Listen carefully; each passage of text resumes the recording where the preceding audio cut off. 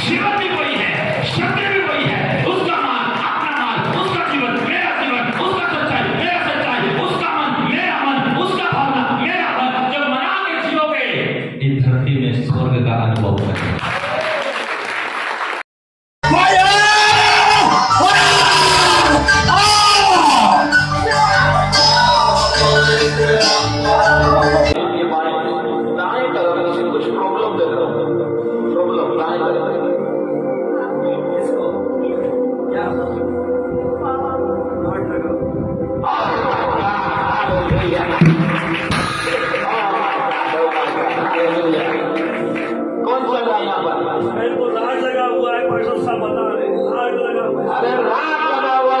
बोलिए बिल्कुल नहीं दिख रहा था। क्या बोल रहे हैं? बिल्कुल नहीं दिख रहा था।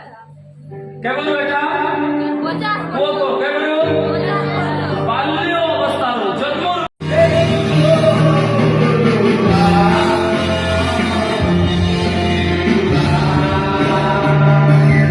का जो 5 आश्री सुपत्र शक्ति को घोषता चाहे नशा के द्वारा ऐसा हो रहे हैं, चाहे जागरूकता के द्वारा ऐसा हो रहे हैं।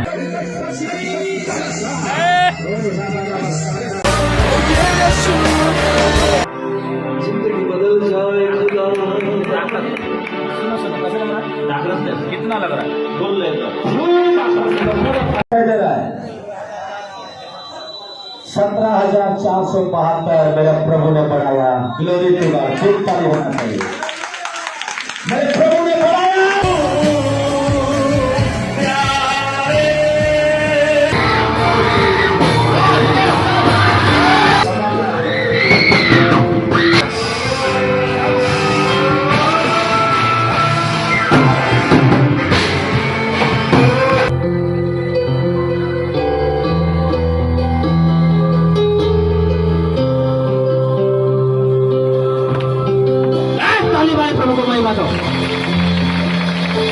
धन्यवाद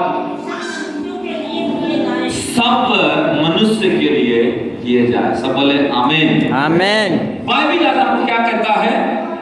विनती, प्रार्थना, निवेदन और धन्यवाद किसके किसके लिए किया जाए? सब मनुष्य के लिए किया जाए। आमीन आमीन। हालेलुया। आज मैं आपको प्रभु की आवाज सुना। जब मैं तैयार हो रहा था, प्रभु ने एक आवाज मेरे कान में दिया। वो था मध्यस्थ ताकि प्रार्थना या मध्यस्थ करने वाला व्यक्ति बनो। प्रभु ने बोला तेरे चर्च में प्रार्थनाकारी है पर मध्यस्थ करने वाले नहीं है। तो आज मैं आपके बीच में प्रभु का हृदय को मैं बताऊंगा कि आप क्या एक मध्यस्थ करने वाला बहन बनना चाहते हो, एक मध्यस्थ करने वाला भाई बनना चाहते हो। और जब आप मध्यस्थ करोगे तो परमेश्वर इसके बदले में क्या देगा? और एक मध्यस्थ करने वाला व्यक्ति कैसा जीवन जीता है और वो कौन हो सकता है, आपको मैं थोड़ी देर में बताते जाऊंगा। केवल सुनते जाओ और उसके बाद अपने आप को निर्णय लो कि सच में आप एक मध्यस्थ करने वाला व्यक्ति बनना चाहते हो तो। आमीन हालेलुया। जोर बोल हालेलुया। तो यहाँ पौलुस क्या लिखता है कि तुम क्या करो? निवेदन, प्रार्थना, विनती, धन्यवाद क्या करो? सब मनुष्य के लिए करते रहो। हालेलुया। अभी इलेक्शन चल रहा है तो इलेक्शन समय कौन लोग मध्यस्थ करते हैं? सभी लोग नहीं करते ना। या कितने लोग भी बैठे हैं कि इलेक्शन चल रहा है प्रार्थना कर रहे हो आप? बस एक दो मुझे पता है, क्योंकि एक मध्यस्थ करने वाला व्यक्ति ही कर सकता है चीज। नहीं तो हमको बोले कर इलेक्शन से हमको क्या मतलब, वोटिंग से हमको क्या मतलब, नेता मंत्री से हमको क्या मतलब? नहीं। वचन में लिखा है जिस देश में तुम रहते हो, जिस पंचायत में तुम रहते हो, जिस शहर में तुम रहते हो, जिस नगर में तुम रहते हो, जिस घर में तुम रहते हो, जिस चर्च में तुम रहते हो, जिस समाज में तुम रहते हो, क्या करना है? उनके लिए मध्यस्थ करो। हालेलुया। लेकिन हम लोग क्यों नहीं कर पाते हैं? क्योंकि हम मध्यस्थता की प्रार्थना को समझे नहीं है। इसलिए पौलुस यहाँ पर 4 बात को बोला। सब लोग बोले कितना बात को बोला? पहला क्या करने बोला? बाइबल देखो, पहले क्या करने बोला? दूसरा, तीसरा, हाँ चौथा। विनती का मतलब क्या है? विनती यहाँ पर देखो कई बार हम लोग विनती, निवेदन, प्रार्थना को जोड़ देते हैं, लेकिन पौलुस बोलता है ये तीनों अलग है। हालेलुया, जोर से बोल हालेलुया, जोर से बोल हालेलुया। तो आपको समझना पड़ेगा, सबसे पहले विनती करने वाला मतलब होता है मध्यस्थ करने वाला व्यक्ति। लॉर्ड, मैं विनती करता हूं मेरे देश के लिए, मेरे नेता के लिए, मेरे पास्टर के लिए, मेरे पत्नी के लिए, मेरे उन बच्चों के लिए, मेरे समाज के लिए। प्रभु मैं विनती करता हूं, मतलब कि प्रभु लोग आपको जानना पड़ेगा, विनती करने वाला व्यक्ति होना पड़ेगा। हाँ, दूसरा क्या है? प्रार्थना। प्रार्थना मतलब क्या है? प्रभु से बात करने वाला।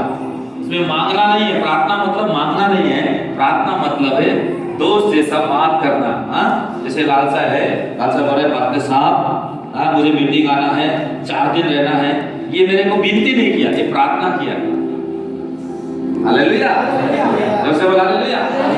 लेकिन विनती मतलब क्या है आपको समझा रहा हूं। सदम हमरा को परमेश्वर आग और गंधक से नाश करने पर था, क्योंकि वहां का पाप क्या हो गया था? भारी हो गया था, बढ़ गया था, और परमेश्वर एक भी सेकंड देखना नहीं चाह रहा था। सारा वचन घर जाकर पढ़ लो, तो वहां पर बाइबल बताती है कि लूत के परिवार की सुरक्षा और बचाव के लिए एक व्यक्ति विनती किया, मध्यस्थ किया, और परमेश्वर को बोलने लगा, प्रभु अगर वहां पर 50 भी धर्मी मिल जाए, 50 भी विश्वासी अच्छा मिल जाए, तो तू नाश नहीं करेगा ना? तो परमेश्वर बोला हाँ। किसके चलते?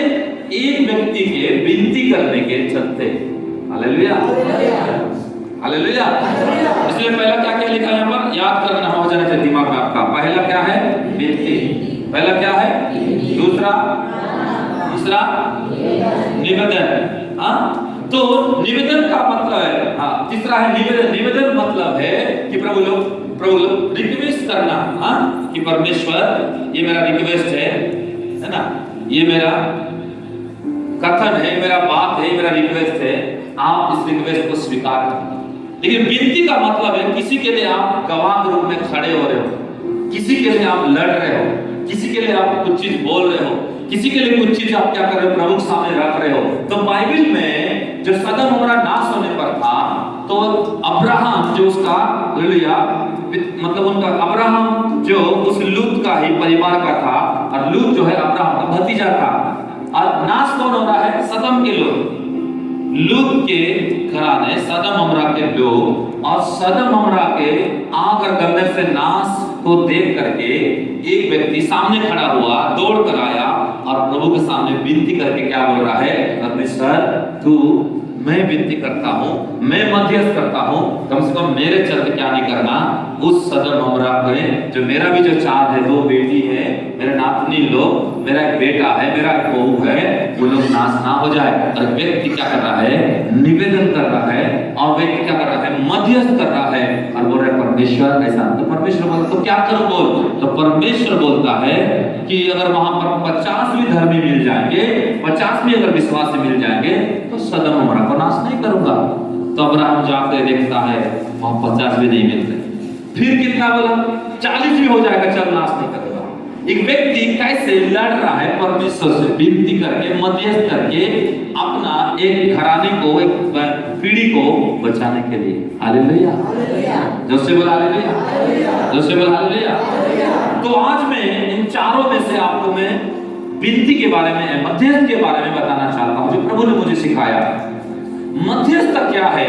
मध्यस्थता वो है कि परमेश्वर जिसको देखना पसंद नहीं कर रहा है, नाश करना चाह रहा है, जिनको प्रभु छोड़ना चाह रहा है, जिनको परमेश्वर जंगल में भटकाना चाह रहा है, जिनको परमेश्वर प्रभु के लोग नाश करना चाह रहा है, या शैतान बिगाड़ना चाह रहा है, या प्रभु लोग शैतान हाईजेक करके रखा है, और वे लोग नाश होने पर है, और आप क्या कर रहे हो? मध्यस्थ कर रहे हो उनके लिए। मध्यस्थता में आप अपने लिए कुछ नहीं रखते हो, मध्यस्थता में अपने लिए आप कुछ आशा नहीं रखते हो, मध्यस्थता में अपने लिए आप कुछ नहीं मांगते हो, मध्यस्थता में आप हमेशा दूसरों के लिए रोते हो, गिड़गिड़ाते हो, घुटना टेकते हो, बोलते हो, प्रभु को समझाते हो।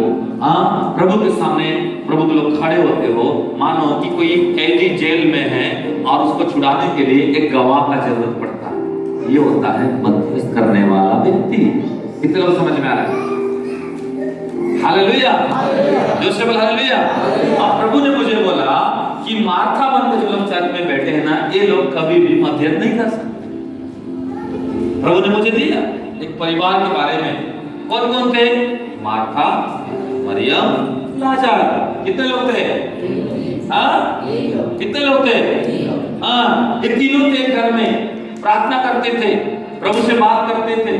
हाँ, ये लोग प्रभु के लोग हालेलुया धन्यवाद भी देते थे प्रभु को। ये लोग प्रभु के लोग हालेलुया प्रभु के सामने क्या करते थे?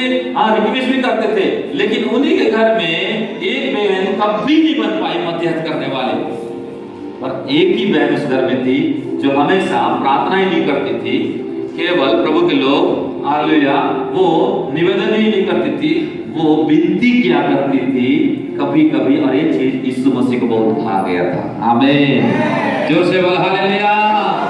हमारे चर्च को केवल प्रभु के लोग हालेलुया प्रभु से बात करते ही रहने वाला व्यक्ति ही नहीं बने रहना है, केवल आपको निवेदन करने वाला ही बन के नहीं रहना है, बल्कि आपको मध्यस्थ करने वाला मतलब विनती करने वाला व्यक्ति भी बनना है। और इस विनती करने वाला व्यक्ति के अंदर हमेशा एक बोझ होता है। क्या होता है? बोझ होता है। इसलिए वचन में लिखा है कि तुम राजाओं के लिए मध्यस्थ करो, अपने देश के लिए मध्यस्थ करो, अपने अपने परिवार के लिए मध्यस्थ करो, अपने अपने कॉलोनी के लिए मध्यस्थ करो, अपना जिला के लिए मध्यस्थ करो।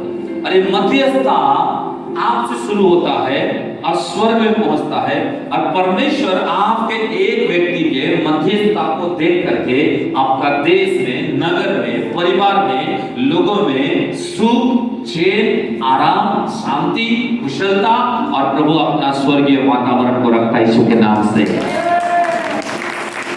हालेलुया।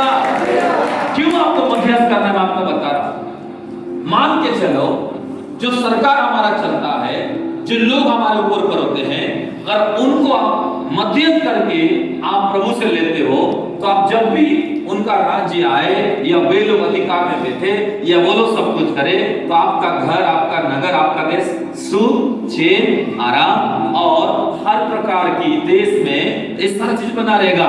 लेकिन अगर आपने मध्यस्थ नहीं किया तो शैतान अपना मध्यस्थ के द्वारा अपना आदमी खड़ा करेगा। इलेक्शन चल रहा है इसलिए प्रचार कर रहा हूं, कभी मत सोचना।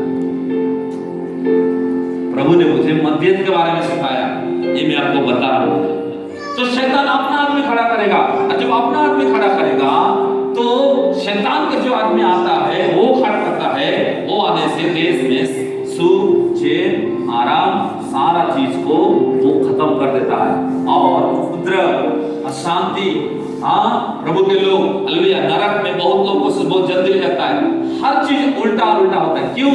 इसका कमी किसके वजह से होता है? ये हमारी कमी की वजह से होता है। तो आप जिस नगर में रहते हो, नगर को अगर आप बचाता हुआ चाहते हो तो मध्यस्थ करो। जिस घर में रहते हो उस घर को अगर आप चैन, आराम, शांति, सुख में देखना चाहते हो उसके लिए मध्यस्थ। जिस परिवार में आप रहते हो अगर वहां पर प्रभु का चैन, आराम, शांति चाहते हो उसके लिए मध्यस्थ करो। जिस हालेलुया शहर में रहते हो उस शहर में प्रभु का सारा सुरक्षा, भलाई सब कुछ रहे तो उसके लिए मदद करो। देखो सदम अमोरा को परमेश्वर क्यों नाश करना चाह रहा था? क्योंकि वहां का पाप क्या हो गया था? भारी हो गया था। वहां के लोग बिगड़ गए थे। वहां पर हालेलुया लोग मन नहीं फिरा के हालेलुया अश्रु जैसा जिंदगी जी रहे थे, और बाइबल कहती है वहां का पाप भारी हो गया। तो आपको पता चलना चाहिए कि आपके आसपास, आपके नगर, आपके परिवार, आपके देश, आपके क्षेत्र, आपके जिला या आपके राज्य में क्या चीज कितना भारी मात्रा में चल रहा है। तो इसके लिए खाली देखते रहने से और सोचते रहने से नहीं होगा। इसके लिए आपके अंदर एक बोझ लाना है और बोलना है पिता मैं मध्यस्थ करूंगा, मैं मध्यस्थ करूंगी, क्योंकि मेरा देश में मेरे रहते हुए, तेरे रहते हुए कुछ नहीं होना चाहिए। मैं चाहता हूं मेरा नगर, मेरा देश बचाया जाए यीशु के नाम से। हालेलुया, जोर से बोल हालेलुया। क्या बोला? मार्था कभी भी मध्यस्थ नहीं कर सकती। इसीलिए चर्च में दो प्रकार के हमेशा बैठते हैं, या तो मार्था बन के बैठते हैं या तो मरियम बन के बैठते हैं। और दोनों के दोनों तीनों के तीनों विश्वासी थे। चलो हम थोड़ा चलते हैं लूका सुसमाचार 10 अध्याय,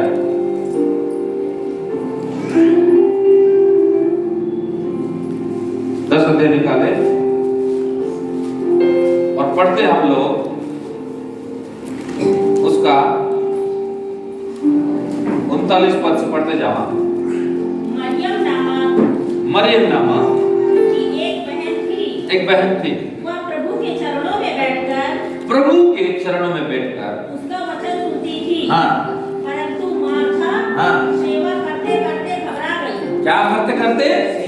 सेवा मतलब काम करते करते, घर की चिंता करते करते, घर का ही बोझ में रहते रहते दिन रात हालेलुया अपने जीवन में केवल हालेलुया काम करते करते, चिंता करते करते घबरा जाती थी। हाँ, और उसके पास आकर कहने लगी, हाँ, हे प्रभु, हाँ, क्या तुझे कुछ भी चिंता नहीं हाँ, कि मेरी बहन ने मुझे हाँ, सेवा करने के लिए अकेली ही छोड़ दिया है? मेरे को सेवा करने के लिए, काम करने के लिए अकेली छोड़ दी। हाँ, इसलिए हाँ, उससे कहे कि हाँ, मेरी सहायता करे। हाँ, प्रभु ने उसे उत्तर दिया, प्रभु ने उसको उत्तर दिया, मार्था, मार्था, हे मार्था, हाँ, तू बहुत बातों के लिए चिंता करती। कितने बातों के लिए? बहुत, सब लोग बोलिए बहुत बातों के लिए चिंता करती थी। हाँ, और घबराती है। और क्या करती है? घबराना मतलब डर जाना, बेचैन रहना, निराश होना, जल्दी टूट जाना, जल्दी हाँ बिखर जाना, जल्दी हार मानना। हाँ, डर भी जाती थी, घबरा भी जाती थी, निराश भी हो जाती थी, टूट भी जाती थी। हाँ, परंतु एक बात आवश्यक है, पर एक बात अवश्य है तेरे घर में, और उस उत्तम भाग को, पर जो उत्तम भाग है, उत्तम भाग को मरियम ने सुन लिया है। मरियम ने क्या किया है? हालेलुया, जोर से बोल हालेलुया। तो क्या आज आपके जीवन में मरियम के जैसा उत्तम भाग है? ये उत्तम भाग क्या है? अपने बाइबल में अंडरलाइन कर सकते हो उस शब्द को, उत्तम भाग। Who is the उत्तम भाग? क्या है ये उत्तम भाग जो आपने कई बार चुन नहीं पाते? इसलिए मैं बोला मध्यस्थता एक बहुत बड़ा चीज है मेरे भाई बहन। मध्यस्थता ये परमेश्वर का दिया गया बोझ है मेरे भाई बहन। मध्यस्थता एक व्यक्ति के अंदर में अपने से बढ़ करके दूसरों के लिए क्या होता है, एक लगाव होता है और दूसरे के लिए हमेशा वो व्यक्ति जीता है। मध्यस्थ करने वाला अपने लिए नहीं दूसरे के लिए जीता है। हालेलुया, जोर से बोल हालेलुया। और प्रभु चाहता है कि हमारे चर्च में मध्यस्थ करने वाले आज के संदेश के बाद खड़े हो, मध्यस्थ करने वाले मां खड़े हो, मध्यस्थ करने वाले पिता खड़े हो, मध्यस्थ करने वाले जवान खड़े हो, मध्यस्थ करने वाले बहन खड़े हो, मध्यस्थ करने वाले हालेलुया परिवार खड़े हो। और आज के प्रचार में परमेश्वर जरूर हालेलुया, अगर प्रभु के लोग इतने कलीसिया में इतने लोग हैं, लेकिन मुझे विश्वास है इस प्रचार के बाद जरूर मध्यस्थ करने वाले लोग मुझे मिलेंगे यीशु के नाम से। हालेलुया। कलीसिया हम अंत के दिन में चल रहे हैं। कौन से दिन में? तो अंत के दिन में वचन में लिखा है शैतान भी अपना काम बहुत जबरदस्त करेगा, एकदम भारी मात्रा में, एकदम हालेलुया बौखलाकर, एकदम प्रभु के हालेलुया बुरे तरीका से वो अपना काम करेगा। वो अपना बीज को हालेलुया डालेगा, वो अपना ताकत को लगाएगा, वो अपना आक्रोश, अपना असली रूप को दिखाएगा। और अंत के दिनों में शैतान अपना काम थोड़ा थोड़ा नहीं, वो पूरे से पूरी मात्रा में करने में लगा है। और ऐसे टाइम में भी सोचता हूँ अगर कलीसिया सिर्फ सो रहा है, एक कलीसिया सिर्फ अपने में है, एक कलीसिया सिर्फ हालेलुया बिनती हालेलुया निवेदन में है, और एक कलीसिया सिर्फ प्रभु के लोग प्रार्थना में है और धन्यवाद में है, पर अगर बिनती को छोड़ दिया है तो मैं सोचता हूँ वो कलीसिया पर कुछ भी हो सकता है। तो आज का संदेश के द्वारा परमेश्वर अपना हृदय को आपको बताना चाहता है। और वो परमेश्वर हृदय में क्या है पता आपके प्रति? परमेश्वर मुझे बोल रहा था कि तेरे चर्च को बोल कि वो मध्यस्थ करने वाले कब बनेंगे। Hallelujah, hallelujah.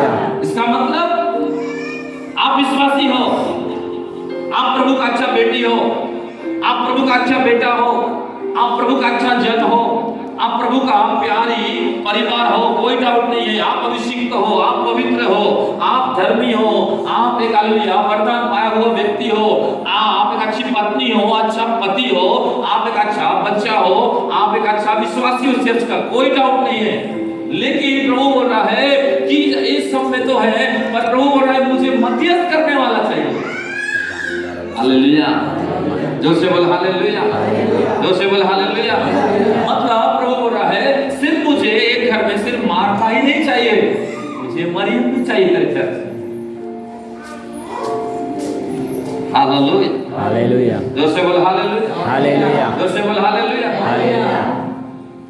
इसीलिए आज बहुत से लोग मध्यस्थता की कमी के चलते अपने परिवार में, देश, अपने समाज में, अपने आसपास के माहौल को बदल नहीं पाते, क्योंकि आप सिर्फ प्रभु के लोग निवेदन, प्रार्थना, ये 3 धन्यवाद में रह गए, पर विनती को आपने छोड़ दिया। अरे विनती ऐसे नहीं आता है, ये विनती परमेश्वर के हृदय से आता है, आपके हृदय में। और जब आपके हृदय में आता है तो आप फिर घबराते नहीं हो, डरते नहीं हो, बहुत बात का चिंता नहीं करते हो, इधर उधर आपको ताकने झांकने, इसको उसको देखने और ये वो फलाना ढंका, इस सब में आपको टाइम नहीं मिलता है। जब भी टाइम मिलता है, जब भी समय मिलता है, जब भी आप काम में होते हैं, खाना बनाते हो, चलते हो, फिरते हो, सब कुछ करते हो, आपके अंदर में वो प्रभु का विनती का जो बोझ है वो चलता है। वो क्या है?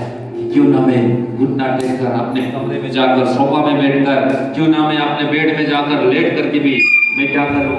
विनती करूं, विनती करूं, विनती करूं, विनती करूं। और आपके अंदर में आत्मा चलता है। मध्यस्थता एक परमेश्वर का हृदय है, मध्यस्थता एक परमेश्वर का बोझ है, मध्यस्थता एक परमेश्वर का एक स्वभाव है। आपका स्वभाव नहीं है, ये परमेश्वर का स्वभाव है। मध्यस्थता एक परमेश्वर का क्या है? स्वर्ग का एक बहुत बड़ा क्या है? जिम्मेवारी है। हालेलुया, जोर से बोल हालेलुया, जोर से बोल हालेलुया।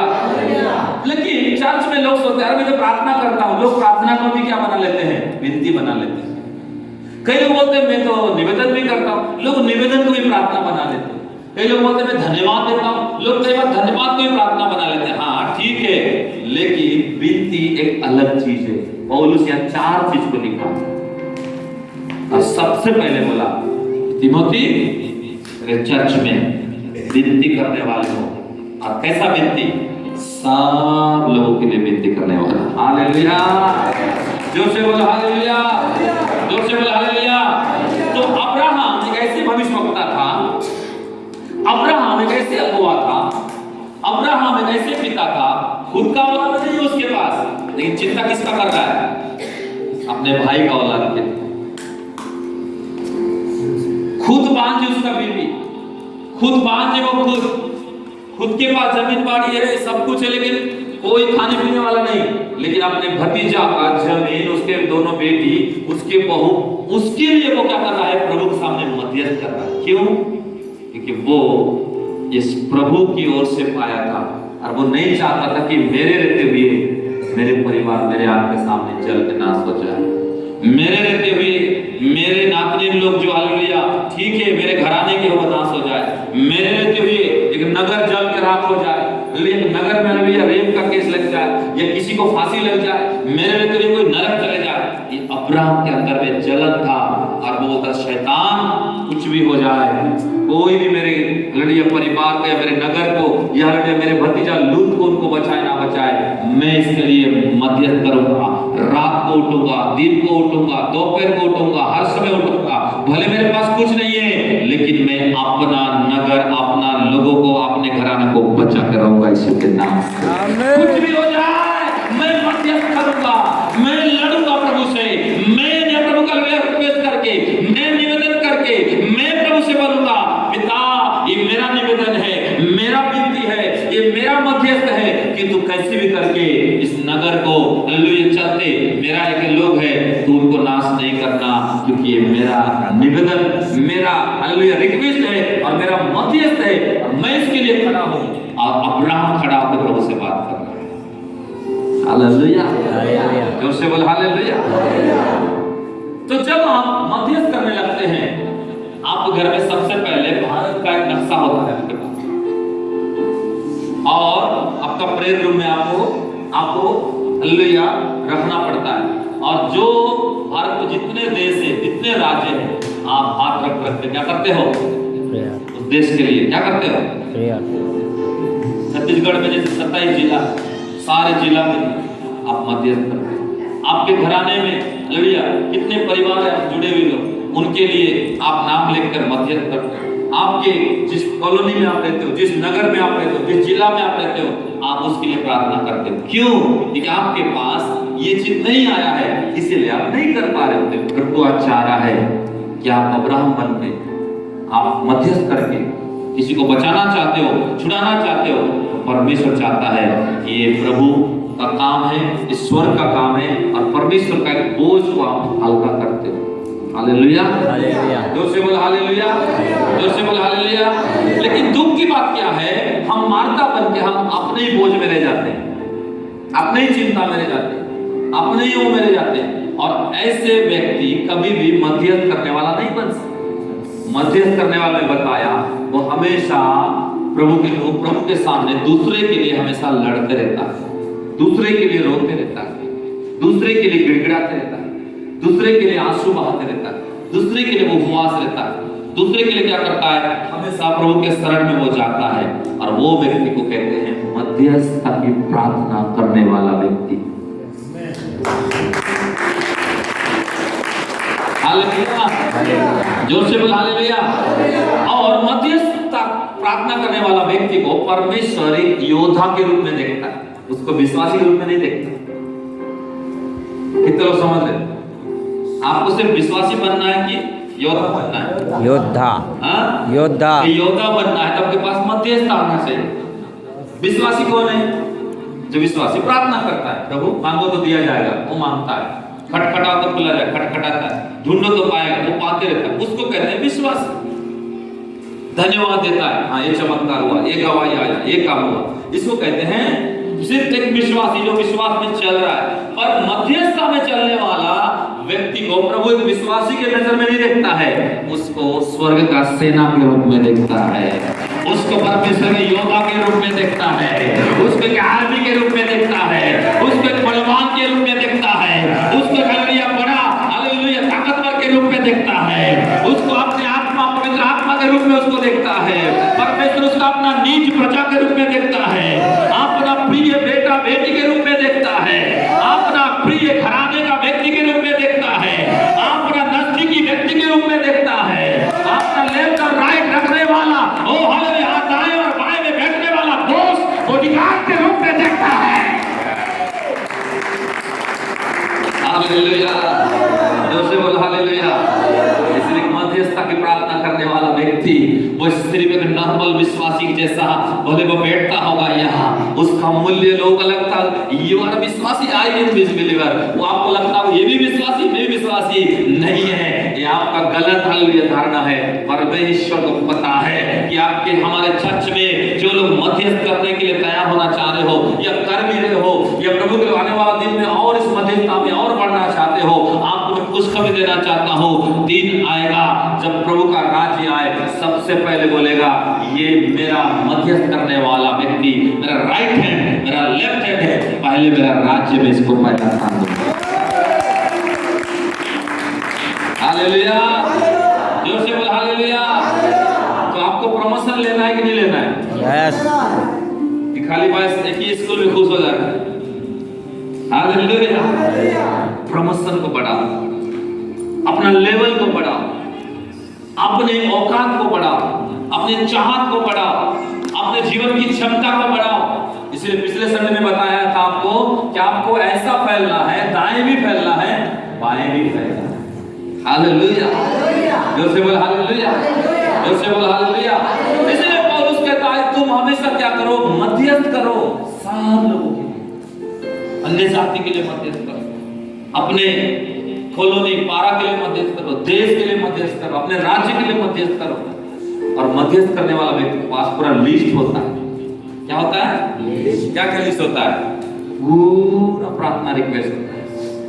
उनका काम कुछ नहीं, उनका काम सिर्फ जब भी समय मिला घुटना टेके, जहां जहां वो नाम लिखे, जो रिक्वेस्ट है, हाथ रख प्रार्थना, आंसू के साथ प्रार्थना, उपवास के साथ प्रार्थना, ओ रो रो के प्रार्थना, बोल बोल के प्रार्थना, अन्य भाषा बोल बोल के प्रार्थना।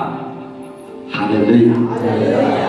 तो आप बताओ, जो विश्वासी कई गवाही लेकर आता है, चर्च में देता है, जो विश्वासी नॉर्मलिटी से आता है, आत्मा से भर रहा है, वो दौड़ रहा है, वो अन्य भाषा बोल रहा है, वरदान पा रहा है, खुश है, अपने परिवार के साथ, अपने बच्चों के साथ, अपने सब कुछ वो प्राप्त कर रहा है, मसीह में बढ़ रहा है, इस्तेमाल भी हो रहा है, सब कुछ हो रहा है, लेकिन परमेश्वर उस विश्वासी से बढ़ करके उस विश्वासी को वो एक अलग नजर से देखता है, जो व्यक्ति के अंदर में खुद परमेश्वर का उसी का बोझ उसके अंदर है, और वो हमेशा सोचते रहता है कि और कोई नया पॉइंट आ जाए मेरे प्रार्थना में और मैं इसके लिए मदद करूं। वो भूखे प्यास होकर तड़पते रहता है, सिर्फ अलग अलग विषय, अलग अलग काम और अन्य अन्य चीजों पर प्रार्थना करने के लिए। हालेलुया।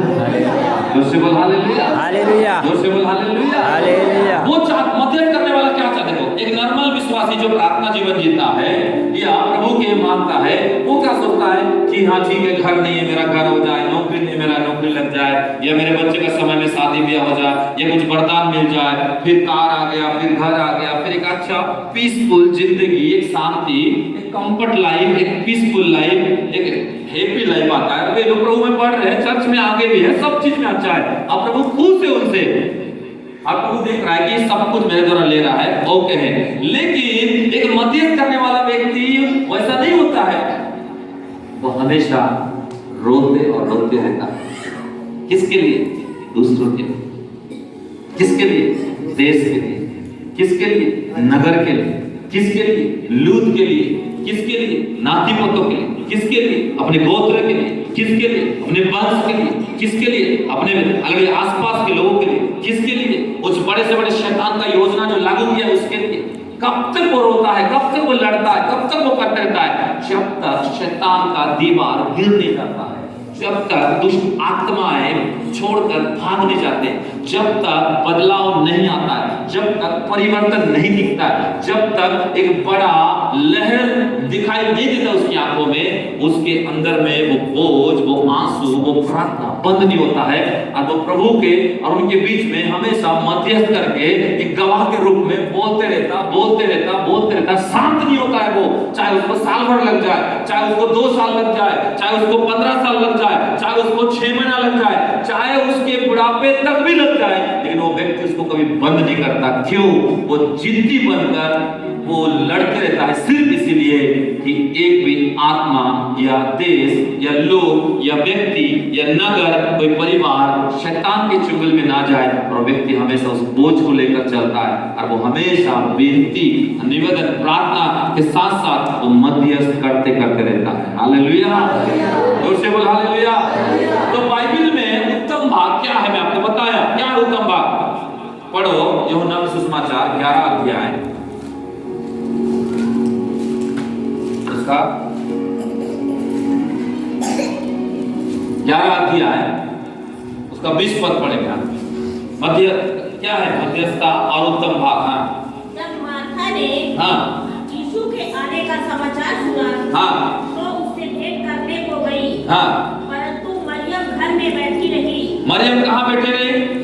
लूका में कहाँ बैठी रही? घर में। और जब यीशु मसीह मिलने आए तब भी कहाँ बैठी है? इस सब को समझो मेरा। देखो, आपको लूका में पढ़ाया, जब यीशु मसीह घर में गया तब भी वो आई और बैठ गई, प्रभु के चरण में क्या हो गई? बैठ गई। लेकिन जब भाई मर गया है तब भी क्या कर रही है? बैठ गई है। लेकिन मार्था दौड़ के आई और बोली, प्रभु मेरे भाई बीमार था, संदेश भेज दिए थे, हाँ, जब उस फलाने गांव में था, पिता तो जल्दी शायद आता, मेरा भाई नहीं मरता। अब मेरा भाई मर गया, अब 4 दिन हो गया, अब दुर्गंध आ रहा है। प्रभु तू विलंब किया, तू लेट किया, तू देरी किया, हाँ, थोड़ा सा शायद संदेश पहुंचने में क्या हुआ नहीं जाने। जिसको तू बहुत प्रेम करता था, आज वो हमारे बीच से नहीं रहा, वो चला गया। लेकिन मरियम क्या कर रही है? तब भी बैठी है। हालेलुया। जोर से बोल हालेलुया। मरियम क्या कर रही है? तब भी ये बैठना मतलब क्या समझ रहे हैं आप? क्यों बैठी है वो? क्या कर रही है वो? प्रार्थना नहीं। प्रार्थना तुम कर रहे हो, प्रार्थना नहीं कर रही। मध्यस्थ सिखाए ना आपको, प्रार्थना अलग है। प्रार्थना मतलब प्रभु से बात करना, हाँ? निवेदन मतलब है रिक्वेस्ट करके प्रभु को बोलना, प्रभु ये रिक्वेस्ट है। लेकिन विनती कर रही है, विनती का मतलब है कि वो मध्यस्थ कर रही है, मध्यस्थ लड़ रही है। किससे? कि प्रभु जब भी तू आएगा तो मेरा मरा हुआ भाई, मेरा खोया हुआ भाई, मैं जिसका बहुत प्रेम तू करता था, जिसको मैं भी करती थी, कुछ भी हो जाए मैं नहीं जानती दूसरे घर में, पर मेरे घर में तू जब भी आएगा तो मेरा मध्यस्थता तू देखेगा, और इस मध्यस्थता के द्वारा तू मेरे भाई को जरूर लौटा कर मुझे देगा। यीशु के नाम से हालेलुया। आप बताओ, मार्था प्रार्थना करती थी कि नहीं? निवेदन करती थी कि नहीं? रिक्वेस्ट, धन्यवाद देती थी कि नहीं? लेकिन जब यीशु मसीह पास गई, प्रार्थना करती थी, निवेदन भी करती थी, धन्यवाद भी देती थी। लेकिन जब यीशु मसीह आया तो क्या बोल रही है मार्था? अगर पढ़ते उसी का, मेरे ख्याल से थोड़ा 21 पद से पढ़ के। मार्था ने यीशु से कहा, हे प्रभु, यदि तू यहाँ होता तो मेरा भाई कदापि ना मरता। और अब भी मैं जानती हूँ कि जो कुछ तू परमेश्वर से मांगेगा, परमेश्वर तुझे देगा। यीशु ने उससे कहा, तेरा भाई फिर जी उठेगा। तेरा भाई फिर, जोर से बोलो, तेरा भाई फिर जी उठेगा। हाँ, यीशु ने बोला। किसने बोला? यीशु ने बोला। हाँ, फिर मार्था क्या जवाब दे रही है?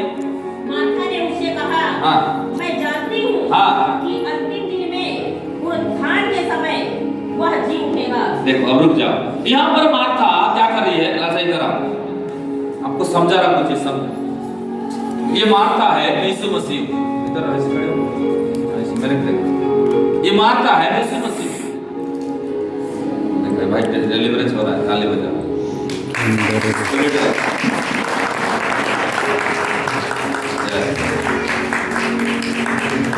प्रचार में भी चमत्कार होता है। मैं क्या करूं बताओ?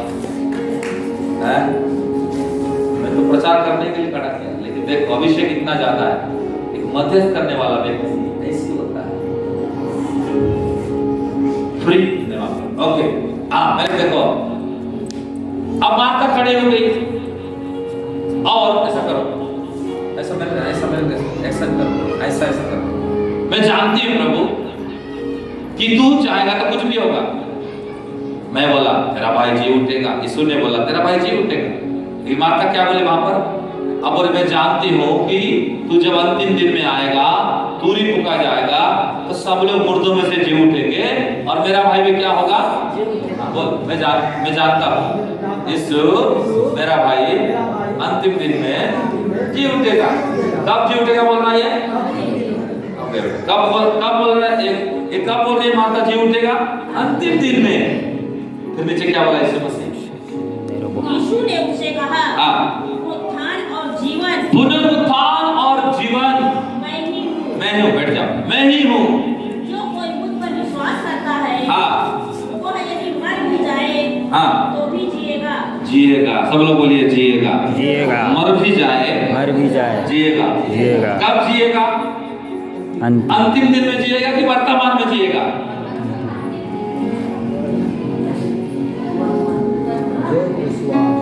यीशु मसीह बोला तेरा भाई जी उठेगा। अरे भाई कब जी उठेगा? आज उठेगा कि अंतिम दिन में पूरी फूका जाएगा तब उठेगा? ईश्वर का दूध जब साथ में पूरी फूकेगा तब उठेगा। मार्था बोलती मैं जानती हूँ। क्या जानती है मार्था? और मरियम क्या जानती थी? ये दोनों में बता रहा था। मार्था क्या जानती थी? मार्था ये जानती थी कि सारे मसीह लोग जो यीशु मसीह को विश्वास करते हैं मर गए हैं, जिस दिन अंतिम दिन फूका जाएगा सब मुर्दा उठेंगे। ये जानती थी मार्था। और यीशु मसीह बोला तेरा भाई जी उठेगा। पर कब जी उठेगा? यीशु मसीह कब का बात कर रहे थे? अभी तेरा भाई जी उठेगा वो यीशु मसीह बोल रहे हैं कि बाद में अंतिम दिन तेरा भाई जी उठेगा वो बात बोल रहे हैं। अभी यीशु मसीह वर्तमान का बात कर रहे हैं और मार्था कब का बात कर रही है? कब का? भविष्य का। हालेलुया, हालेलुया, जोर से बोल हालेलुया। हालेलुया। तो आपको समझना पड़ेगा कि यीशु मसीह बोला तेरा भाई जी उठेगा, मार्था बोलती है अंतिम दिन में जी उठेगा। यीशु मसीह बोला पुनरुत्थान और जीवन कौन है? और तेरे सामने हालेलुया, जोर से बोल हालेलुया। इसका मतलब है पुनरुत्थान और जीवन मार्था के सामने खड़ा है, लेकिन उसको दिखाई। यीशु मसीह बोला तेरा भाई जी उठेगा अब भी, लेकिन मार्था क्या बोल रही है? उसको पीछे ले जा रही है और बोलते हैं भविष्य में जी उठेगा। हालेलुया, जोर से बोल हालेलुया। क्योंकि वचन में क्या लिखा है? मांगो तो कई लोग जो प्रार्थना में होते हैं ना, मांग रहा प्रभु आज नहीं तो कल देगा, परसों नहीं तो नरसों देगा, इस साल नहीं तो अगले साल देगा, अगले साल नहीं तो और साल देगा। प्रभु ने बोला है धीरज रखो, मैं धीरज से प्रार्थना कर रही हूं। चलो समझ रहे, मार्था बोल रहा है अंतिम दिन में, मतलब भविष्य में मेरा भाई आने वाला टाइम में जी उठेगा। यीशु मसीह बोल रहा है मैं भविष्य का बात नहीं कर रहा, मैं वर्तमान का बात कर रहा हूं, अभी का बात कर रहा हूं। हालेलुया, हालेलुया, जोर से बोल हालेलुया। देखो एक घर में दो बहन है, पर दोनों का जीवन को देखो, मरियम और मार्था को देखो, उनका विचारधारा को देखो। तो आप एक चर्च में हैं, अगल बगल सहेली सहेली बैठे हो या अच्छा परिचित बहन बैठे हो, पर आप दोनों का विचार को जांचो, आप कैसे कैसे हो। आप दोनों एक दूसरे को जांचो कि कैसे कैसे विचार आपके अंदर में सेम एक पास बैठे हो, फिर भी एक चर्च में रहकर, एक घर में रहकर, एक ही झुंड में रहकर, एक ही कलीसिया में वचन सुन रहे हैं, वही सेम प्रचार, वही सेम आराधना, वही सेम अभिषेक, वही सेम सब कुछ, लेकिन एक मरियम बन गई है, एक मार्था बन गए हो। अब प्रभु चाहता है कि अगर आप मरियम बनना है तो आपको उत्तम भाग होना है। हालेलुया, जोर से बोल हालेलुया। और उत्तम भाग के लिए हमेशा मध्यस्थ करना पड़ता है, बैठना पड़ता है मेरे में। और मरियम तब भी बैठी है, कब? भाई मर के 4 दिन हो गया था, यीशु मसीह आया तब भी, यीशु मसीह बात करना शुरू किया तब भी। हालेलुया, जोर से बोल हालेलुया, जोर से बोल हालेलुया, जोर से बोल हालेलुया। तो यहाँ पर देखते हैं कि प्रभु के लोग, यीशु ने बोला तूने उत्तम भाग को चुनी है जो कभी उससे छीना नहीं जाएगा। और जब यीशु मसीह आया, आने के बाद हम क्या देखते हैं कि मार्था को बोल रहे तेरा भाई जी उठेगा, और मार्था बोली पुनरुत्थान में, भविष्य में। आप बताओ चमत्कार, आशीष या परमेश्वर का काम या प्रभु का रिजल्ट आपको वर्तमान में देखना है कि खाली भविष्य में देखना है?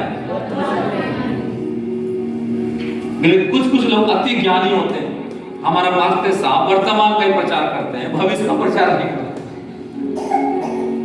हमारा पास्टर साहब खाली वर्तमान का ही आशीष, वर्तमान का सब कुछ, पर आने वाला दिन का प्रचार नहीं करते। इसीलिए मैं नहीं करता हूं, तुमको मार्था बनाकर पीछे नहीं ले जाना चाहता मैं। हालेलुया, जोर से बोल हालेलुया। मैं तुमको वर्तमान चीज देना चाहता हूं, दिलाना चाहता हूं, दिखाना चाहता हूं, बनाना चाहता हूं। अब तुम खुद क्या बोल रहे ना, ये हमको बाद में चाहिए, भविष्य में चाहिए, आने वाला दिन में चाहिए, तो क्या करो? तो गलती मेरा है कि आपका है? कुछ लोग का मेंटालिटी ऐसा भी है हमारे चर्च में। हालेलुया।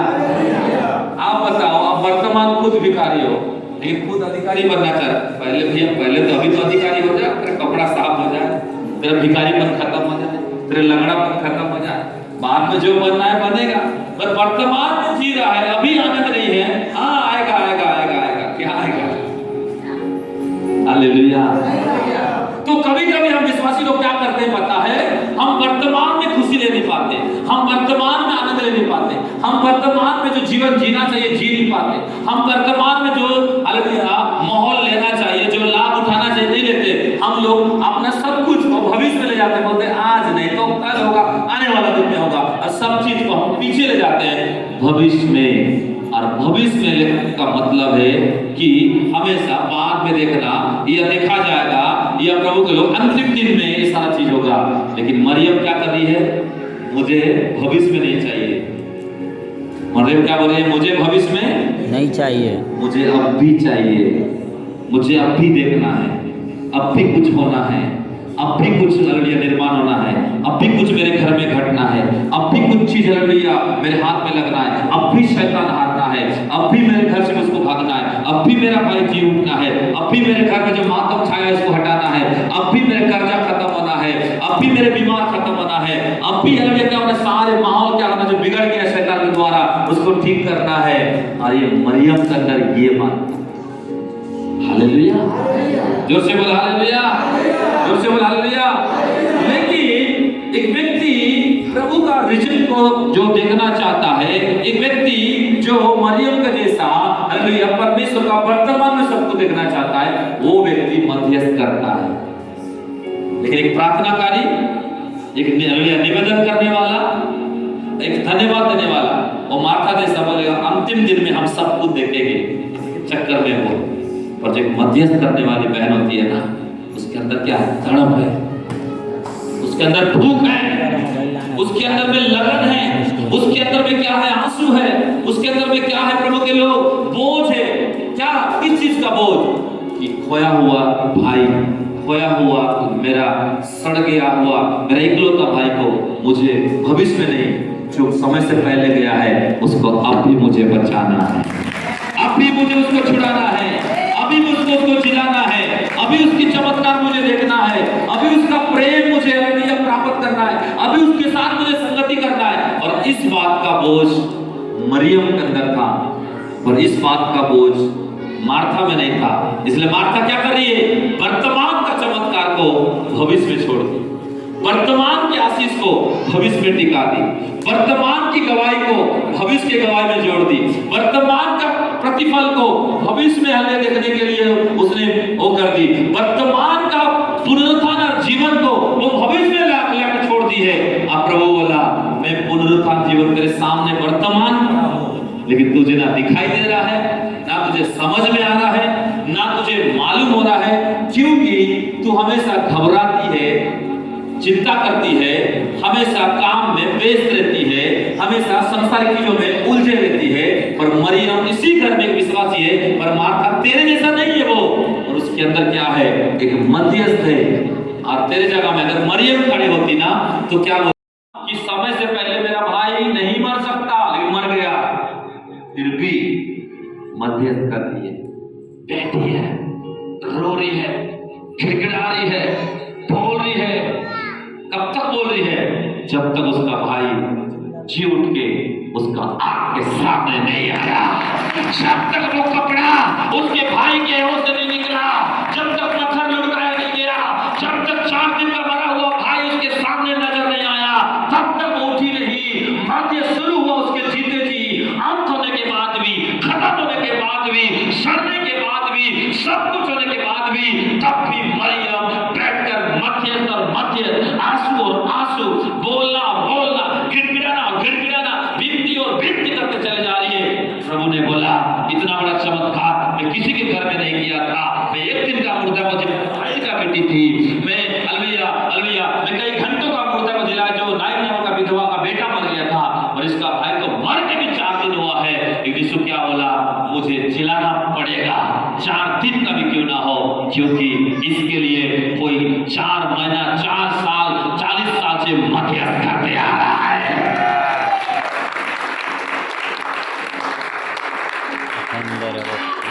हालेलुया।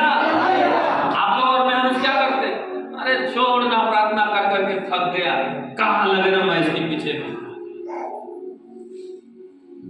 मध्यस्थ करने वाला वरना हार नहीं मानता है। इसका नाम एक बार लिखा प्रार्थना का डायरी में, जब तक उसको साउल से पौलुस नहीं बना था, मतलब घोड़ा से उतर घुटना भी दिखाता, प्रभु के सामने वो बहन हार नहीं मानती है, वो भाई हार नहीं मानता है। ये है मध्यस्थ करने वाली ताकत, ये है मध्यस्थ करने वाला भाई का ताकत। हालेलुया।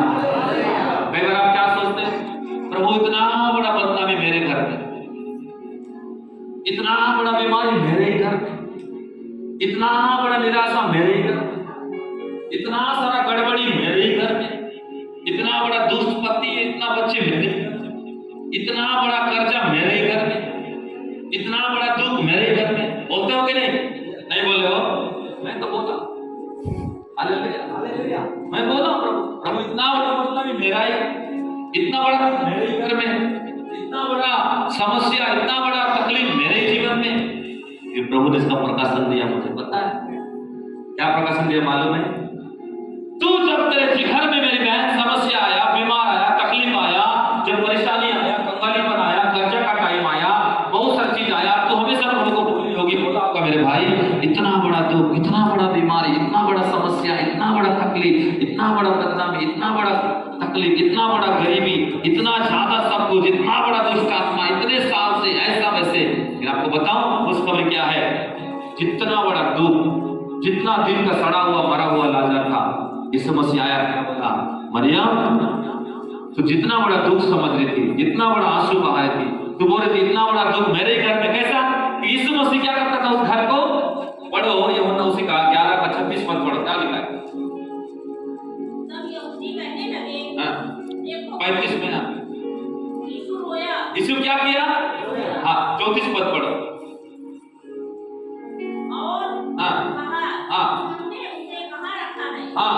उन्होंने उससे कहा, हे प्रभु चलकर देख ले। यीशु रोया। तब यहूदी कहने लगे, यीशु रोया। यीशु क्या किया? क्यों रोया? क्योंकि वो परिवार को बहुत प्रेम करता था। वचन में लिखा है, आपने पढ़ लेना इसमें, यीशु मसीह लाजर को बहुत क्या करता था? प्रेम। ऐसे नहीं रोया, कहीं नहीं रोया यीशु मसीह किसी घर में जाकर, पर एक व्यक्ति है, पूरा बाइबल पढ़ लो, इस व्यक्ति के सामने रोया है यीशु मसीह उसको जिंदा करना। इसका मतलब बाइबल कहती है कि यीशु मसीह इस परिवार को प्रेम नहीं, बहुत प्रेम करता था। क्या करता था? बहुत प्रेम। लेकिन दुख भी कितना बड़ा आया, बहुत। तकलीफ कितना बड़ा आया, बहुत। समस्या कितना बड़ा आया, बहुत। रुकावट कितना बड़ा आया, बदनामी कितना बड़ा आया, दुर्घटना कितना बड़ा आया। आप देखो, जिसको यीशु मसीह बहुत प्रेम करता है, उसी घर में बहुत बड़ा दुख आया। आपको लग रहा है ना, कई लोग को प्रभु मैं बहुत प्रार्थना करती हूँ, मेरे ही घर में बड़ा दुख, मेरे ही घर में बड़ा बदनामी, मेरे ही घर में बड़ा तकलीफ, मेरे घर में बड़ा विपत्ति, मेरे जीवन में बड़ा दुख, मेरे ही घर में बड़ा क्या है बेचैनी, मेरे जीवन में बड़े बड़ी बीमारी, बड़े बड़े दुष्ट आत्मा, मेरे ही घर में बड़ा क्या है सब कुछ। आपको पता नहीं है, इसीलिए आप लोग प्रभु को बोलते हैं इतना बड़ा मेरे घर में, इतना बड़ा मेरे घर में, क्योंकि आपका प्रार्थना विश्वास उतना बड़ा है। यीशु मसीह क्या बोलते हैं मालूम है? तेरे घर में इसीलिए इतना बड़ा दुख और विपत्ति समस्या आया, क्योंकि तेरे घर का चमत्कार भी उतना बड़ा है, तेरे जीवन का गवाह भी उतना बड़ा है।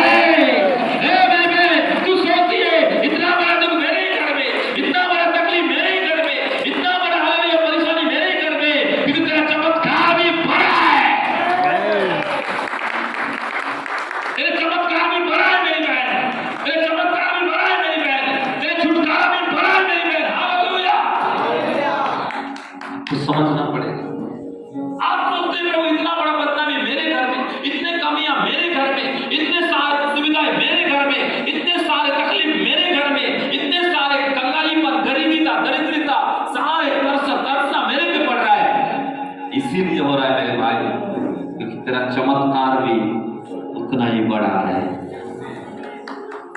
इसलिए तुझे प्रकाश भाई आज लग रहा है प्रभु इतना बड़ा बदनामी मेरे ही घर में, तेरा चमत्कार भी बड़ा है, तेरे आनंद भी बड़ा है, तेरे पार्टी भी बड़ा है, तेरे आने वाला जिंदगी भी बड़ा है। Hallelujah, hallelujah.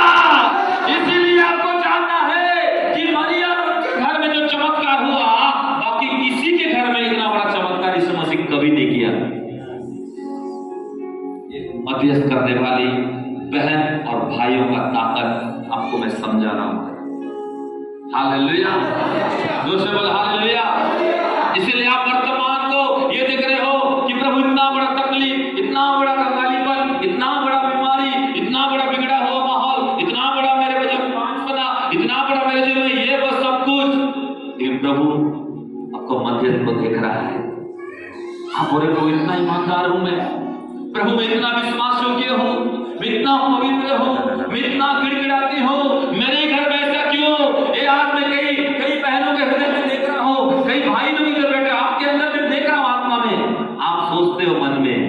इसलिए प्रभु मुझे क्या बोल रहा है आज, इनको आज बोल दे इसलिए इतना बड़ा दुख, इतना बड़ा हालेलुया सड़ा हुआ परिस्थिति, कब्र का परिस्थिति, पत्थर का परिस्थिति, ओ हालेलुया तो मातम का परिस्थिति तेरे जीवन में अभी भी छाया है। हाँ, अंदर से आप नहीं हंस पाते हो, लेकिन आपको बताऊं आज आप मध्यस्थ करने वाले हो ना। आपको बताऊं यीशु मसीह जो चमत्कार किसी के घर में नहीं किया, उसने 4 दिन भी हुआ था, फिर बोला कोई बात नहीं 4 दिन हुआ है। मार्था बोला सड़ गया, मार्था बोला दुर्गंध आ रहा है, मार्था बोला कुछ नहीं हो सकता, मार्था बोला जो होना था हो जाएगा। यीशु मसीह बोला नहीं नहीं नहीं, अब भी कुछ बाकी है। वो क्या है? बड़ा चमत्कार। अभी कुछ बाकी है, बड़ा गवाही सिद्धाई, अभी कुछ बाकी है। मेरी बहन तेरे जीवन का बड़ा उस जूता को पहन के चलने का, उस बड़ा अधिकार, उस बड़ा गवाही देने का अब भी तेरा बड़ा गवाही बाकी है मेरी बहन, अब भी तेरा बड़ा गवाही बाकी है मेरे भाई, अब भी तेरा बड़ा चमत्कार बाकी है मेरे भाई। इसलिए अपने वर्तमान को मत देख।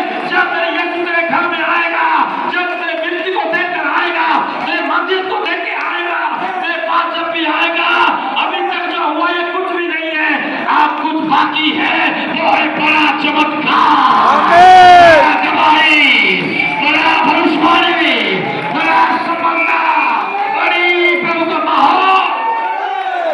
हालेलुया, जोर से बोलो हालेलुया। बहुत जल्द आ रहा है आप लोगों का। केवल प्रभु कह रहा है मरियम बन के उस भाग को पकड़े रहो, मरियम बन के उस उत्तम भाग को पकड़े रहो, मध्यस्थ करना बंद मत करो। ओ प्रभु आपका बड़ा चमत्कार, बड़े काम का इंतजार कर रहा है। इसलिए शैतान भी बड़े परिमाण में आपको सता रहा है। इसलिए शैतान भी आपको थोड़ा थोड़ा नहीं, बहुत ज्यादा तंग कर रहा है। लोग आपको बहुत तंग कर रहे हैं, परिस्थिति आपको बहुत तंग कर रहा है, लालसा में ओ हालात आपको बहुत तंग कर रहा है। क्यों? जब बहुत बड़ा दुष्ट आत्मा का दरार, बहुत ज्यादा सतावट, बहुत ज्यादा अनबैलेंस, बहुत ज्यादा सब कुछ है, लेकिन जब प्रभु आएगा उतना ही बड़ा गवाही भी आएगा, उतना बड़ा छुटकारा भी आएगा, उतना बड़ा चमत्कार भी आएगा, उतना बड़ा घर भी तू बनाएगा, उतना बड़ा खुशी भी देखेगा, उतना बड़ा आनंद तेरे जीवन में आएगा। कलीसिया मैंने कहा मध्यस्थ करने वाले हार नहीं मानते हैं। मरियम को पता है कि चलो यीशु मसीह एक दिन मर गया, उठा देगा जो कब्र में। यीशु मसीह ने ले जाकर लाश को रास्ते में उठा दिया, और मेरा भाई तो मर के कब्र में चला गया, पत्थर भी दे दिए, यहूदी परंपरा के अनुसार सड़ गया, अब क्या होगा? मार्था सोच रही थी, पर मरियम नहीं सोची। हालेलुया, जोर से बोला हालेलुया। और पढ़ इस पद को 39।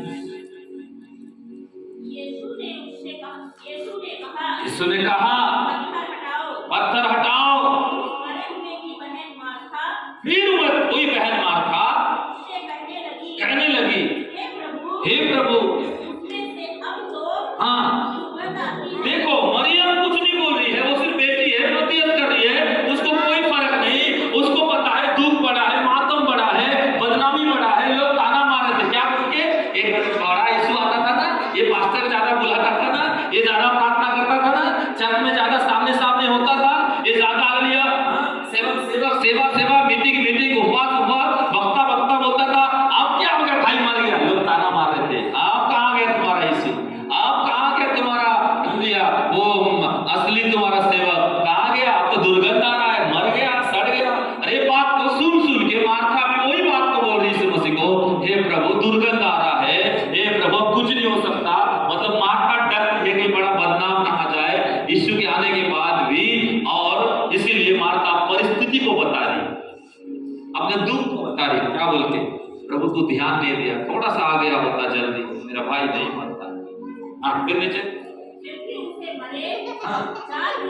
4 दिन हो चुके। यीशु ने उससे कहा, क्या नहीं कहा था? यदि तू विश्वास करेगी किसको देखेगी? हालेलुया। अपने पड़ोसी को बोलो अगर विश्वास करेगी परमेश्वर का महिमा हर दिन हर परिस्थिति में बड़ी महिमा। हालेलुया। यीशु मसीह क्या बोल रहा है? अब भी तू विश्वास करेगी, तेरे पास एक मौका है मार्था कि तू परमेश्वर का महिमा को देखेगी, लेकिन उसका विश्वास अब खत्म हो गया, क्योंकि मार्था अपना सब कुछ अपने हिसाब से कर रहा था, पर मरियम जैसा मध्यस्थ के साथ नहीं कर रहा था। हालेलुया, जोर से बोल हालेलुया।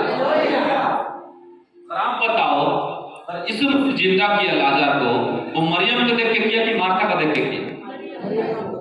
ये दोनों विश्वासी है, दोनों प्रभु का भय मानते, दोनों प्रभु को प्रेम करते, दोनों बपतिस्मा लिए होंगे, दोनों प्रभु वध लेते होंगे, दोनों एक कलीसिया में बैठते होंगे, दोनों प्रभु का बेटी थे। लेकिन जब एक बड़ा काम करने का समय आया उस घर में, एक बहन को देख के प्रभु ने काम किया। क्यों? एक बहन सीमित रह गई और एक बहन असीमित में चली गई। एक बहन भविष्य में लेगी सारे चमत्कार को, एक बहन वर्तमान में इंतजार कर रही थी उतने भीड़ में अकेली कि जब भी यीशु आएगा कुछ बड़ा काम करेगा, कुछ बड़ा चमत्कार करेगा, एक बड़ा गवाही देने के लिए मुझे खड़ा करेगा, मेरे आंसू को पोंछ देगा, मेरे वस्त्र को बदल देगा, मेरे फूल को झाड़ देगा, मेरे सर पर हंस का तेल उड़ेगा, मेरे शत्रु के सामने मेज बिछाएगा, और मैं जिसको खोई हो, जिसको गवाही हो, जिसको शैतान ले लिया है, उसको देना पड़ेगा। हालेलुया। आपको मैं बताना चाहता हूँ, आप प्रभु को कब्र दिखाते मत रहो, वो हरे दुर्गंध को मत दिखाओ, उस परिस्थिति को मत दिखाओ। प्रभु मेरे चल रहा है, प्रभु मेरा पति ऐसा है, मेरे बच्चे ऐसे हैं, मेरे काम ऐसा है, मेरे शरीर ऐसा है, मेरे दिमाग ऐसा है, मेरा वो ऐसा है, दिखाना बंद करो। मार्था जैसा प्रभु को खाली मध्यस्थ करते रहो, सिर्फ मध्यस्थ करते रहो, सिर्फ प्रभु सामने बैठ के बोलो, शैतान तू मेरे भाई को लिया है ना, तू मेरे पति को बिगाड़ा है ना, तू मेरे बच्चे को बिगाड़ा है ना, तू मेरे नौकरी को खाया है ना, तू मेरे जमीन को लूटा है ना, तू मुझे कोर्ट केस में फंसाया है ना, तू मुझे रोज ताना मारवा कर मुझे निराश करता है ना, तू मुझे चोट जाने से रखता है, तू मुझे उपवास करने से रोकता है, तू मुझे दर्शन देने से, प्रभु का वचन पढ़ने से रोकता है। शैतान के सामने अड़ जाओ और बोलो, प्रभु इसको छोड़ूंगा नहीं जब तक तू कुछ बड़ा काम नहीं करेगा। प्रभु को ऐसी मध्यस्थ कर। हालेलुया, जोर से बोलो हालेलुया। जल्दी हार मानने वाले नहीं, जल्दी टूटने वाले नहीं, परिस्थिति को प्रभु को रोकने वाले नहीं। अब आप बताओ, यीशु मसीह कितना काल का परमेश्वर, कितना युग का परमेश्वर? वो तीनों युग का परमेश्वर है। वो बीता हुआ भी जानता है, वर्तमान को भी जानता है, भविष्य को भी, और जो सब कुछ जानता है वो तीनों कालों का परमेश्वर है, बीता हुआ, वर्तमान, भविष्य का। और उसको मार्था क्या कर रही है? अपना परिस्थिति दिखा रही है। तो आप यही करते हैं कई बार, जिस यीशु को हमारा बीता हुआ भी पता था, क्या बीत गया, क्या घट गया, क्या खो दिए, क्या गवा दिए, क्या नुकसान हुआ, कितना कुछ हुआ, वर्तमान में क्या चल रहा है, अभी आपके करंट में क्या चल रहा है, आने वाला दिन में भी क्या होने वाला है, मिलने वाला है, आपके पास आने वाला है, ये भी आपको नहीं पता, पर उसको पता है। पर हम उस प्रभु को क्या करते हैं कई बार? हे प्रभु, अब कुछ नहीं हो सकता, हे प्रभु अब बड़ा समस्या आ गया, हे प्रभु अब मेरे को हालेलुया मदद करने का इच्छा नहीं होता है। कई बार हम लोग टूट जाते हैं, या कई बार आप और मैं समझ नहीं पाते इस चीज को। लेकिन इस समय से क्या बोला? फिर नीचे महिमा को देखेगा, फिर नीचे। तब उन्होंने उस पत्थर को हटाया। यीशु ने आंखें उठाकर कहा, हे पिता, मैं तेरा धन्यवाद करता हूँ कि तूने मेरी सुन ली। मैं जानता था कि तू सदा मेरी सुनता है, परंतु जो भीड़ आसपास खड़ी है, उनके कारण मैंने यह कहा, जिससे कि वे विश्वास करें। सुनो, कौन विश्वास करे? कौन विश्वास करे? बोलो, जो भीड़ खड़ी थी। कौन सा भीड़ थी? ये अन्य जाति वाला भीड़ नहीं थे, यहूदी था राजा, मतलब विश्वासी का। ये था चर्च बैठने वाला भीड़, वचन पढ़ने वाला भीड़, प्रभु को जानने वाला भीड़। क्योंकि लाजर एक विश्वासी, एक यहूदी था, मतलब वचन पढ़ने वाला, चर्च को जाने वाला, प्रभु को मानने वाला, उपवास रहने वाला, दशमांश देने वाला, 5 साल जीवन जीने वाला। और वहां एक भीड़ थी। अरे भीड़ क्या बोल रही थी कि लोग ज्यादा प्रेम करते थे ना, यीशु मसीह करता था, अब क्या हो गया, अब बड़ा दुख आया, अब किधर गया? और लोग ठट्टे उड़ा रहे थे, मजाक उड़ा रहे थे। तो वहां पर ऐसा ऐसा कर रहे थे। यीशु मसीह क्या बोल रहा है, मैं पिता इसीलिए बात तेरे सामने बोला कि विश्वास कौन करे, एक भीड़ करे। कौन विश्वास करे, बोलो कौन विश्वास करे? प्रार्थना यीशु कर रहा है। मरियम के द्वारा लाजर को यीशु मसीह उठाने गया है, और विश्वास कौन करेगा? बोलो कितने लोग चाहते हो भीड़ के भीड़ आपके मध्यस्थ के द्वारा विश्वास करें? प्रकाशन को समझो, मध्यस्थ आप करेंगे, गवाह के रूप में आप दूसरे के लिए खड़े होकर प्रभु से लड़ेंगे। अब्राहम बन के लूत के बच्चों के लिए आप लड़ेंगे, सदम हमरा को बचाने के लिए आप मध्यस्थ करेंगे। और जब भीड़ आएगा या प्रभु को देखेगा या आप भीड़ से मिलोगे तो क्या मिलोगे? उस भीड़ को यीशु पर विश्वास करता हुआ देखोगे। मध्यस्थ करने वाले लोग भीड़ में विश्वास को पैदा करते। मेरी बहन, तेरे घराने के ऊपर में मेरी बहन एक भीड़ को देखना चाहती है। तेरा मध्यस्थता तेरे परिवार का को प्रभु के विश्वास में लाएंगे। हालेलुया। तेरे परिवार का विश्वास का भीड़ को, ओ यीशु मसीह, यस मेरे कुंती बहन, तू बहुत लोगों को भीड़ को अपने घराने का तू यीशु मसीह में विश्वास में देखेगी। मध्यस्थ तू अकेले करेगी, मध्यस्थ तू अकेले में करेगी। लेकिन मैं बताना चाहता हूँ मेरी बहन, मेरे भाई, जब भीड़ तेरे प्रभु के पास आएगा तो अविश्वास के साथ नहीं, तेरे लोग, तेरा भीड़ विश्वास के साथ तेरे यीशु के पास आएंगे। हालेलुया। उससे बोल हालेलुया। साम भाई, मध्यस्थ तू करेगा, तेरा पूरा नगर का भीड़ तेरे प्रभु के पास विश्वास से आएगा। तेरे सुनाने वाले आएंगे, तेरे दुश्मन भी आएंगे, तुझे हालेलुया कोसने वाले, तेरे पीछे उलट बाढ़ करने वाले, शैतानी हरकत करने वाले भी आएंगे। मध्यस्थ तुम अकेला करोगे और भीड़ आएगा, ऐसे नहीं आएगा। तुम्हारे मध्यस्थता की वजह से एक बड़ा भीड़ यीशु मसीह को विश्वास करेगा। दुष्ट आत्मा से आजाद होगा, श्राप से आजाद होगा, पाप से निकल के आएगा, गुनाह से निकल के आएगा। और उस समय देखोगे खुदा सच में मेरा मध्यस्थता खाली नहीं गया, मैं तो अकेला मध्यस्थ किया। लेकिन जब देख रहा हूं तो किसको देख रहा हूं? भीड़ को। हालेलुया। जोर से बोलो हालेलुया, जोर से बोलो हालेलुया। बड़ा भीड़ को तेरे पार्टी में आता हुआ तो देखेगा। आज तक जितना बड़ा पार्टी नहीं दिया है, रेडी कर किससे? यीशु के नाम से। बड़ा भीड़ को आत्मा मुझसे बार-बार निकाल रहा है। हालेलुया। परमेश्वर आपके पास थोड़ा लोगों को नहीं लाएगा। आपने भविष्यवाणी करो एक के ऊपर में एक बड़े भीड़ को लाने वाले उधर बैठे रहो। नगर को, एक गांव को, तेरा पूरा गांव का भीड़ को तो लाएगी। ओ हालेलुया। ओ प्रभु के जान, एक भीड़ तुम्हारा इंतजार कर रहा है, तुम्हारे प्रभु का इंतजार कर रहा है, तुम्हारा कलीसिया का इंतजार कर रहा है, और तुम्हारे आंखों का इंतजार कर रहा है। मध्यस्थ तुम करोगे कि तुझ भाई, लेकिन भीड़ तुम्हारे पीछे लग जाएगा। ओ हालेलुया। सिद्धर में एक भीड़ अब तेरे पीछे, तेरे घराने का भीड़, तेरे बच्चों का भीड़, तेरे हालेलुया लोगों का भीड़ तेरे मध्य से आगे वाले हैं, तेरे वाले हैं यीशु के नाम से, क्योंकि तुम मरने में इसलिए उत्तम भाग है। और वो भीड़ तेरे मध्यस्थ के द्वारा तेरे यीशु पर विश्वास करेंगे। भीड़ तेरे मध्यस्थ के द्वारा तेरा पूरा घराना का भीड़ विश्वास में आने जा रहे हैं। हालेलुया। दूसरी बात, सर में हाथ रखो, बोलो परमेश्वर मैं मध्यस्थ करूंगी, कुछ भी हो जाए पूरा भीड़ को, मेरे घर का भीड़, मेरे खानदान का भीड़, मेरे रिश्तेदारों का भीड़ यीशु के नाम से विश्वास में लाऊंगा। मध्यस्थता और बढ़ाऊंगा और करूंगा, मरियम बन जाऊंगा, तुम भाग चलूंगा। बड़ा भीड़ को, हजारों के भीड़ को, मेरे घराने के सारे भीड़ को विश्वास में मैं अपने मध्यस्थता के द्वारा लाऊंगा। हाली बजा लो प्रभु को, मैं मानो।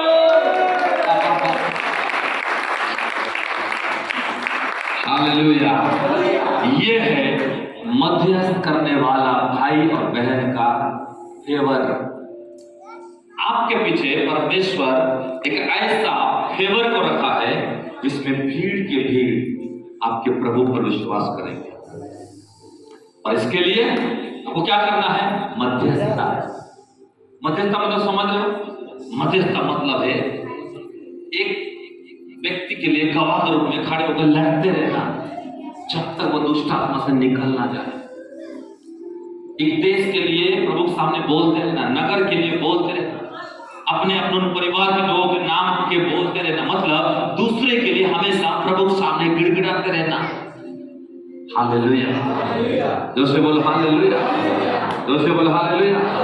इसीलिए प्रभु के लोग आज पर चाहता है आपको मरियम बन के मध्यस्थ करने वाला बना है। आज हमारे चर्च बढ़ोतरी का कारण कब बनेगा? एक विश्वासी यशाया उसका 60 अध्याय आखिरी पद पढ़ो। क्यों एक बड़ा भीड़ आपके एक व्यक्ति की मध्यस्थता, एक सिंगल मध्यस्थता, एक सिंगल बहन के मध्यस्थता के द्वारा एक बड़ा भीड़ प्रभु में विश्वास करेगा। भजन संहिता 60 का आखिरी पद 22 से 21 पद पढ़ लो। 60 आखिरी पद कौन सा है? 21 या 22 है? यशाया 60 सबसे लास्ट पद यशाया। परमेश्वर की सहायता से हाँ यशाया यशाया यशाया यशाया 8 अध्याय आखिरी पद। छोटे से छोटा 1000 हो जाएगा। कितना हो जाएगा? 1000। हाँ, और सबसे दुर्लभ जो अंदर बैठे हो एक सामर्थी जाति बन जाएगा। कैसे बना दोगे? हालेलुया, जोर से बोलो हालेलुया। अब समझो यह लिखा है एक मरियम मध्यस्थ की, तो कितने लोगों ने विश्वास किया? पूरा भीड़। और यहाँ यशाया लिखता है कि तू एक मध्यस्थ करेगा पर एक व्यक्ति तू 1000 के बराबर हो जाएगा। 1000 को प्रभु के विश्वास में लाने वाला हो जाएगा। 1000 दुष्ट आत्मा को निकालने वाली हो जाएगी। 1000 बीमार को ठीक करने वाली हो जाएगी। 1000 गवाही को पैदा करने वाली हो जाएगी। 1000 आत्मा एक विश्वासी के द्वारा आएगा। केवल तेरा पत्नी नहीं, तेरा बच्चे ही नहीं, तेरा लोग नहीं, 1000 तुम्हारा इंतजार कर रहा है। 1000 तुम्हारा इंतजार कर रहा है। 1000 गवाही, 1000 चमत्कार, 1000 भविष्यवाणी, 1000 रिजल्ट, 1000 स्वर्गदूत, 1000 ओ हालेलुया, ओ प्रभु के लोग नगर, 1000 पंचायत, 1000 बड़े बड़े लोग, 1000 अधिकारी, 1000 बड़े बड़े जाति तेरे द्वारा मेरी बहन, तेरे द्वारा एक तू है, लेकिन 1000 को पैदा करेगी, 1000 को खड़ा करेगा, 1000 को जन्म देगा, 1000 को लाएगा, 1000 को निर्माण करेगा, 1000 को तो छुड़ाएगा। हालेलुया, जोर से बोलो हालेलुया। आपके अंदर में 1000 गवाही दिलाने का कैपेसिटी है। आपके अंदर में 1000 आत्माओं को निकालने की कैपेसिटी खुदा ने आपको दिया है। बोलो मेरे अंदर में हजारों चमत्कार, लोग, गवाही, आशीष, काम, भीड़ को लाने का सामर्थ्य मेरे अकेला के अंदर में है। अब बताओ, एक घर में 5 लोग हो, 5000 हो गए। एक घर में पति पत्नी हो, 2000 हो गया। तुम इंतजार कर रहे हो 1000 का, पर 1000 भीड़ आपका इंतजार कर रहे हैं कि 1000 भीड़ तेरा इंतजार कर रहे हैं। मेरे 1000 का भीड़, 1000 का 1000 दुष्टात्मा, 1000 श्राप, 1000 बंधन, 1000 गरीबी, 1000 दुष्टात्मा ये लोग घुटना टेकेंगे, हमको भागना पड़ेगा। ये लोग मध्यस्थ करेंगे, हमको छोड़ना पड़ेगा। ये लोग मध्यस्थ करेंगे, हमको चर्च में लोगों को भेजना पड़ेगा। हालेलुया, जोर से बोलो हालेलुया। यही है मध्यस्थ करने वाली बहन की ताकत, यही है मध्यस्थ करने वाला चर्च का ताकत। हमको 1000 को गिनते नहीं रहना है। हमको 1000 हमको जो देख रहा है, हमारा इंतजार वो कर रहा है, हमको वो इंसान बनना है। और समस्या क्या पता है? हम 1000 को देख रहे, प्रभु वो 1000 कैसे आए? वो लोग आएंगे कैसे? वो हमारा इंतजार करे। तो गड़बड़ कहाँ है? हम उनका इंतजार कर रहे हैं, लेकिन वो लोग हमारा इंतजार कर रहे हैं। यीशु मसीह बोला ये चमत्कार, ये मध्यस्थता इसीलिए मरियम भी कर रही है, मैं भी कर रहा हूं प्रभु, ताकि ये भीड़ क्या करे? तुझ पर विश्वास करे। हालेलुया। अब आप बताओ, हम इंतजार करते हैं 1000 लोग कब आएंगे, कि वो इंतजार करे हमारा कि हम कब जाएंगे? कैसे बनना है हमको?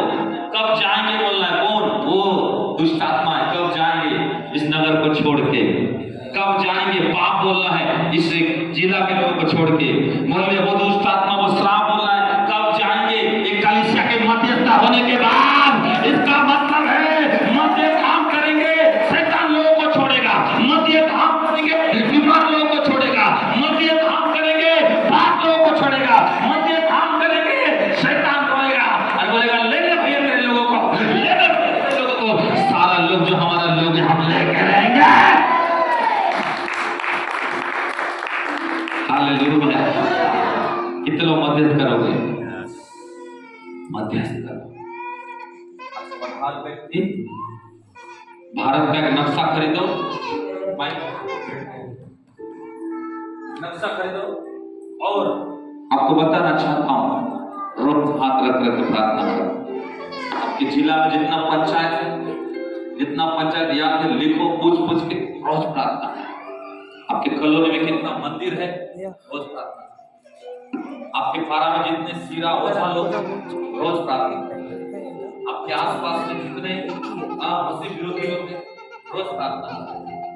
क्योंकि आपको दुष्ट का गढ़ को गिराना है, यरीहो का दीवार को तोड़ना है, लाल समुद्र को दो भाग करना है, फिरौन का सेना को डुबा कर मारना है। हालेलुया। सबसे मजेदार बात क्या बता, जब आप निर्गमन 14 अध्याय पढ़ोगे तो वहां ऐसा लिखा है, बाद में पढ़ लेना। जब विश्वासी लोग निकले और प्रभु के लिए रोड बना दिया, वे लोग पार हो गए। लेकिन वचन में कहता है जो फिरौन का सेना थे, हाँ, अगर पढ़ते हो 14 का, मेरे ख्याल से उसका 21-22 पद पढ़ते हैं। 14।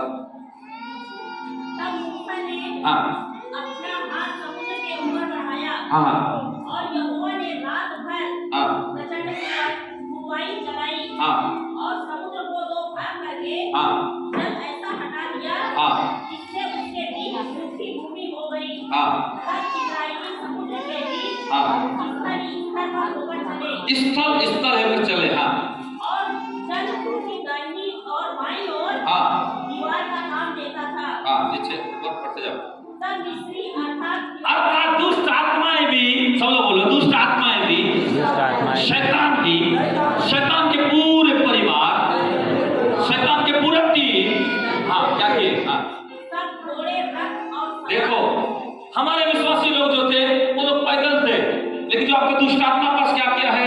घोड़ा भी है, रथ भी है। हाँ, सवार उनका पीछा किए हुए और आपका पीछा करेंगे वो लोग। हाँ, समुद्र के बीच में चले गए, और जिस समुद्र आपके लिए रोड बना, आप पार हो गए, उसी समुद्र में आपको पकड़ने के लिए आएंगे, वो आपके पीछे आएंगे, छोड़ेंगे नहीं वो लोग। हाँ, और रात के अंतिम पहर में हाँ, यहोवा ने बादल और आग के हाँ, खंभे में से हाँ, मिस्रियों की सेना पर दृष्टि करके हाँ, उनको घबरा दिया, हाँ, और उसने उनके रथों के पहियों को हाँ, निकाल डाला, रथों के पहियों को, हाँ, जिससे उनका चलाना कठिन हो गया। चलना क्या हो गया? कठिन। बोलो शैतान, तेरा चलना कठिन कर दूंगा, तेरा रथ को खोल दूंगा। शैतान के रास्ता को कठिन करने वाले व्यक्ति लोग बैठे हो, दुष्ट आत्मा का मार्ग को बंद करने वाले लोग बैठे हो। शैतान की योजना, शैतान की पावर, शैतान की नजर, शैतान की बुद्धि, शैतान का जो काम है उसको कठिन में डालने वाले लोग बैठे हो इधर। कौन लोग? जो लोग मध्यस्थ करना चाहते हो।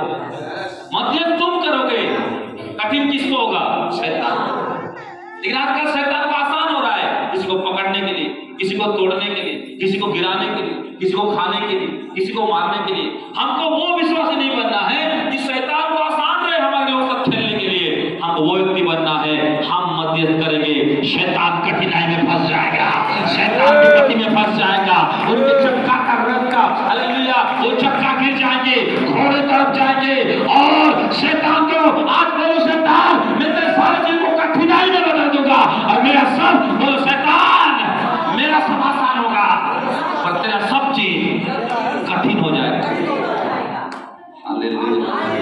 फिर नीचे सब मिस्री आपस में कहने लगे आओ हम हाँ इस्राएलियों के सामने से भागे, विश्वासी के सामने से भागे, क्योंकि यहोवा हाँ उनकी ओर से हाँ मिस्रियों के विरुद्ध युद्ध कर रहा है। हाँ फिर यहोवा ने हाँ मूसा से कहा हाँ अपना हाथ हाँ समुद्र के ऊपर बढ़ा। बोलिए अपने पड़ोसी को अपना हाथ शैतान के ऊपर बढ़ा, दुष्ट आत्मा के ऊपर बढ़ा, तकलीफ के ऊपर बढ़ा, तेरे समस्या के ऊपर उठा, अपना हाथ उठा, अपना मध्यस्थ को उठा, अपने विनती को उठा, अपना वचन को उठा।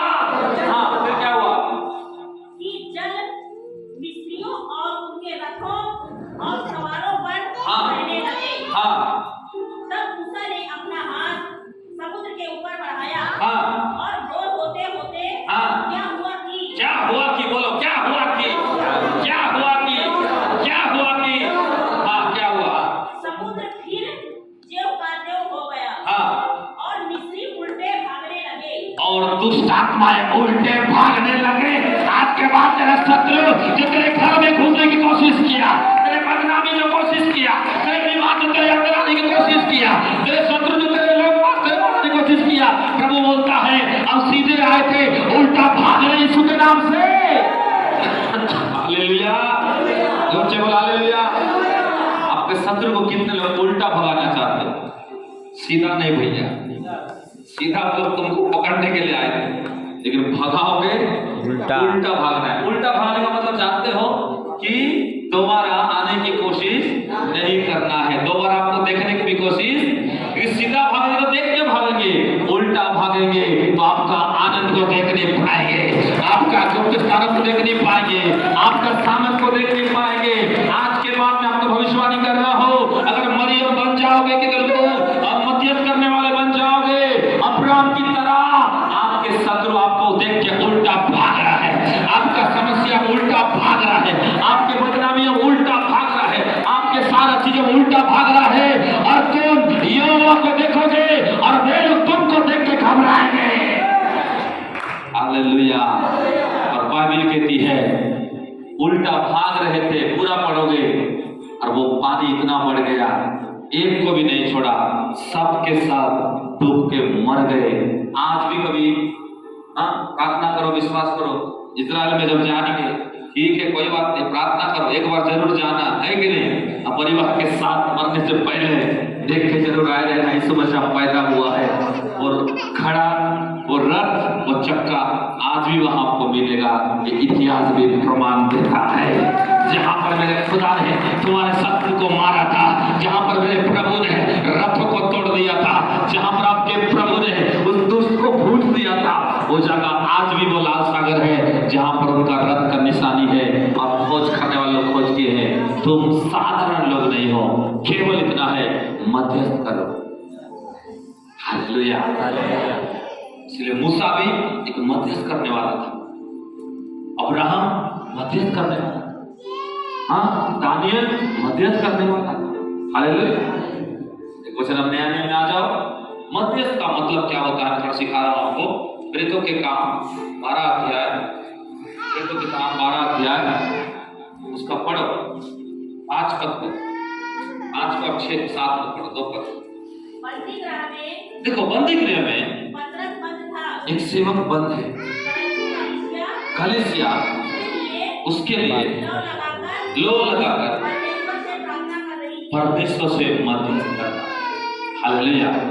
आज के बाद जो पास्टर लोग होते हैं ना उनके लिए मध्यस्थ करो, अपने पास्टर के लिए मध्यस्थ करो। मैं आपको गवाही बताया था ना, अफ्रीका में बहन थी और उनका पास्टर को प्रचार कर करके कुछ पास्टर चिल्लाते हैं ना, उनको जल्दी क्या हो जाता है, हार्मोनिया हो जाता है। पता है आप लोग एक प्रचारक जो होते हैं, जो नर्स बहन बेटन को पता है, चिल्लाते हैं ना, ज्यादा चिल्लाने की वजह से जल्दी से हार्मोनिया आ जाता है, जल्दी से ये जो अंदर का जो ये है ना, अंदर में जो नली है वो कमजोर रहता है, निकलने लग जाता है बाहर।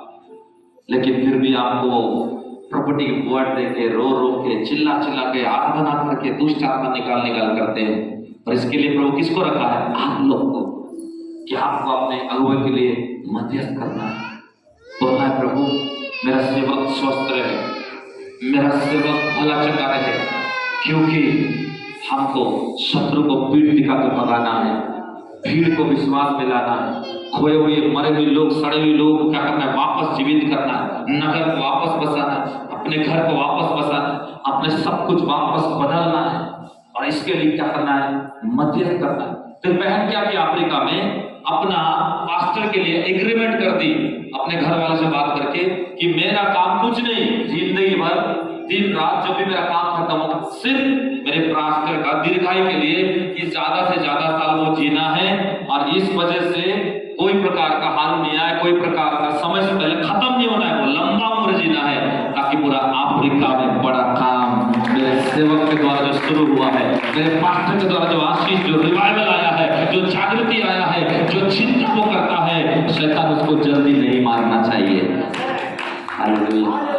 ये होता है मध्यस्थ। एक बहन ने जिंदगी को लगा दी मध्यस्थता के लिए, एग्रीमेंट करके लिख दी कि मेरा काम मेरे पास्टर के लिए सिर्फ मध्यस्थ करना, कि जहाँ मिट्टी गया है बहुत काम, जिस बस में, जिस सफर में जा रहा है कुछ नहीं होना चाहिए, जहाँ पे भी रहे सुरक्षित रहना, समय से पहले जल्दी नहीं मरना, कोई बीमार जल्दी उनको कमजोर नहीं करना है, प्रचार करने से नहीं रोकना है, उनको जैसे हालेलुया प्रभु का सेवा करें, उस सेवा में रुकावट आने से भी वो नहीं हिलना है, बल मिलना है। हालेलुया। जब आप मध्यस्थ करने के लिए तैयार हो जाते हो मेरी बहन, परमेश्वर आपको अपना सेना बनाता है, तब परमेश्वर आपको अपना योद्धा बनाता है, तब परमेश्वर आपको क्या बनाता है? सिर्फ विश्वासी नहीं, आपको एक तलवार बनाता है। तब परमेश्वर को क्या करता है? अपना दाएं और बाएं बैठने वाला अधिकारी बनाता है। यही है मध्यस्थ करने वाले व्यक्ति का पहचान, यही है मध्यस्थ करने वाले भाई का पहचान। तो पतरस क्या कर रहा है? अभी कलीसिया में सतावट आया और राजा हेरोदेस बोला इसको कल सुबह गला काट दूंगा, लेकिन आज त्योहार है इसलिए बंद कर देता हूं, और पतरस को बंद कर दिया। उसमें कलीसिया जाग गई थी, उनके अंदर में मध्यस्थ आ गया था, और कलीसिया बोले हेरोदेस राजा तू हमारे पास्टर को मार नहीं पाएगा, क्योंकि उन्होंने हमको मध्यस्थता सिखाया है।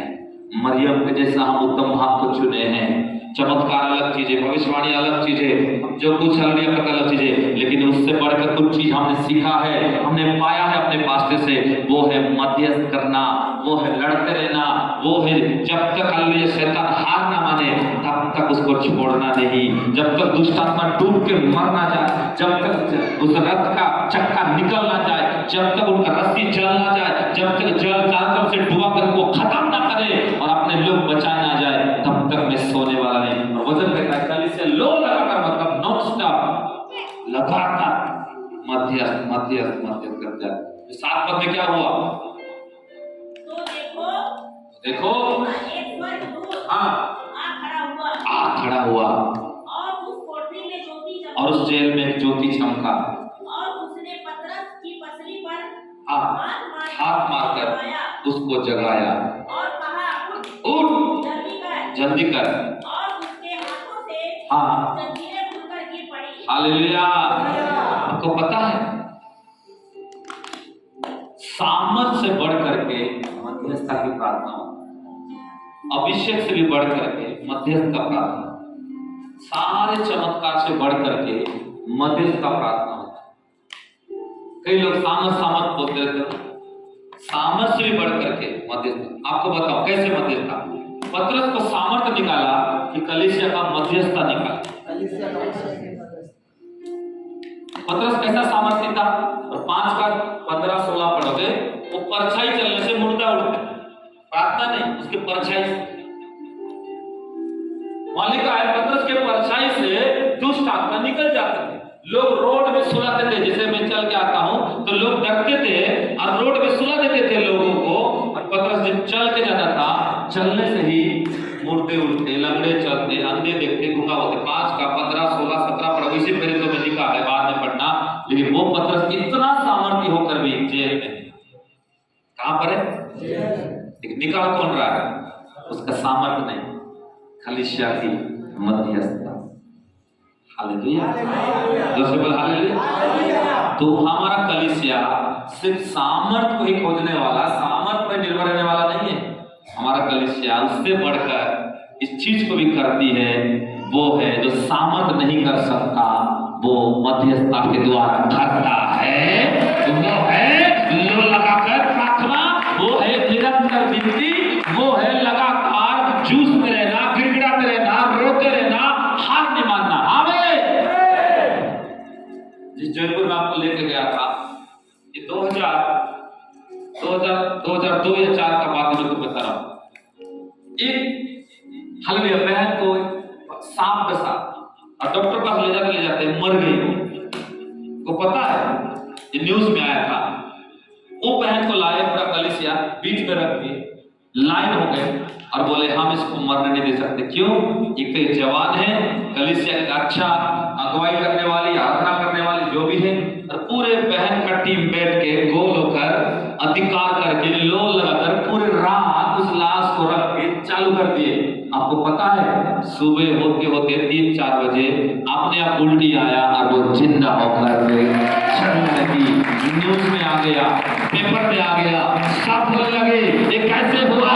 वो कलीसिया वाले हम मध्यस्थ किए, हमने हार नहीं माना मौत को भी, हमने हार नहीं माना इस जहर से भी, हमने हार नहीं माना इस रिपोर्ट से भी।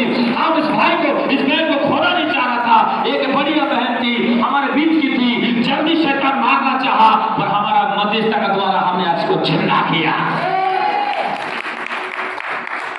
ये है मध्यस्थ करने वाले विश्वासी का असली ताकत। मौत को भी हार नहीं मानते, उनको पता है उनके कलीसिया पर कुछ भी हो जाएगा, मुस्कुराएंगे, बोलेंगे शैतान तू मुझे पहचानता है ना, मैं वही हूँ, मध्यस्थ करती हूँ।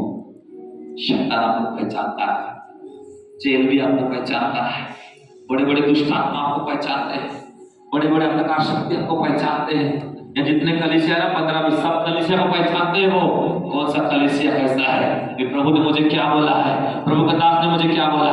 तेरे कलीसिया खाली फायर चर्च नहीं है, वे सच में आग लगा चुके हैं शैतान के ऊपर में, दुष्ट आत्मा के ऊपर में, शराब के ऊपर में, अंधकार के ऊपर में, गड़ों के ऊपर में, मौत के ऊपर में। प्रार्थना का आग लग गया तुम्हारे अंदर में। आज के बाद मध्यस्थ का आग लगने वाला है, मौत को हराने वाला आग, शराब को पिघाने वाला आग, ओ बड़े भीड़ को भी प्रभु में लाने वाला आग।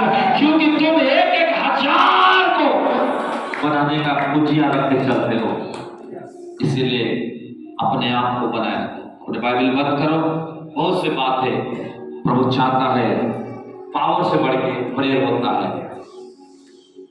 जो कलीसिया पावर से चल रहा है, एक दिन आएगा पावर खत्म, कलीसिया खत्म, सेवा खत्म, और जो कलीसिया मध्यस्थता से चल रहा है वो कभी खत्म नहीं होगा। और जो लोग निर्णय लेते हो आज के बाद, आप वेदिक के पास आप घुटना टेकना, मैं आपके लिए प्रार्थना करूंगा। प्रभु ने मुझे बोला है